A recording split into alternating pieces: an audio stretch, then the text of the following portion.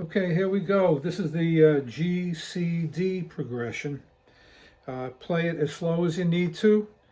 You could try and follow my rhythm, or you could make up your own rhythm, but just be consistent, stay in beat, and here we go. 1, 2, 3, 4.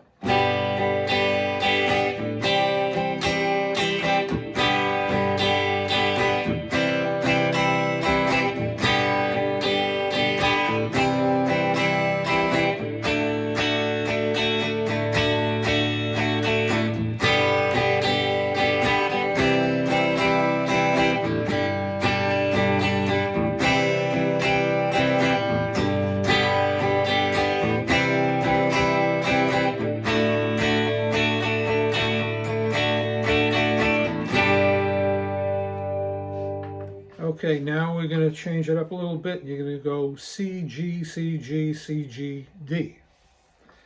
Here we go. 1, 2, 3, 4.